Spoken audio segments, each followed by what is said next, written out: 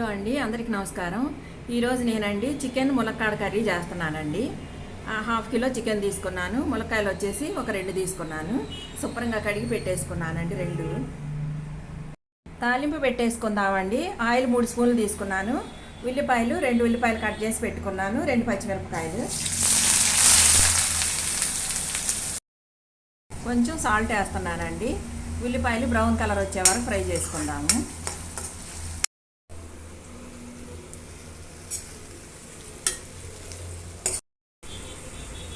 Brown colour అయినాయి కదండి. ఒక పెద్ద స్పూన్తో అల్లం వెల్లుల్లి పేస్ట్ వేస్తున్నాను.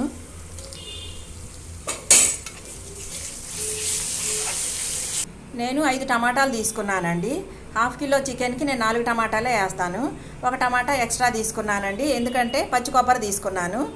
దీన్ని తీపిదనం ఉంటుందండి పచ్చి కొబ్బరికి, అందుకు ఒక టమాటా ఎక్స్ట్రా తీసుకున్నాను. అల్లం వెల్లుల్లి పేస్ట్ కూడా ఫ్రై అయిపోయిందండి. ఇప్పుడు టమాటా ముక్కలు వేసేసుకుందాము.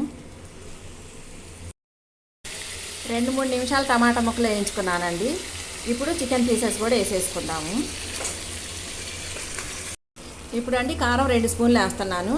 కొద్దిగా ఉప్పు అండి, పసుపు వేస్తున్నాను.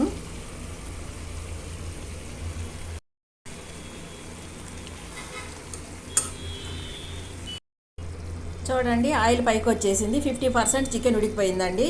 ఇప్పుడు ములక్కాడలు వేసేసుకుందాము.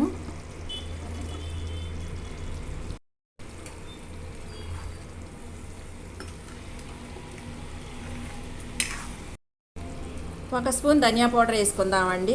పావు స్పూన్ వచ్చేసి జీరా పౌడరు, హాఫ్ స్పూన్ వచ్చేసి గరం మసాలా వేసుకుందాము. ఇప్పుడు పచ్చి కొబ్బరి పేస్ట్ వేసేసుకుందామండి.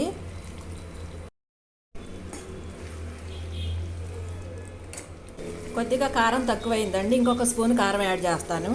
పచ్చి కొబ్బరి కూడానండి నేను ఇది ఇంత చిన్న చెప్పే వేసానండి. చూడండి, ఇంత చిన్నదే.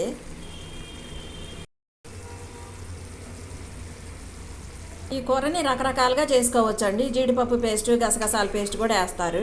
నేనైతే కొబ్బరి పేస్ట్ ఒక్కటి మాత్రమే వేసాను. చూడండి, ఆయిల్ కూడా పైకి వచ్చేసింది కదా. ఇప్పుడు ఒక గ్లాసు వాటర్ పోసుకుందామండి. మూత పెట్టేసి ఒక 10 నిమిషాలు ఉడికించుకుందాము. ఈ నీరు మొత్తం పోవాలండి.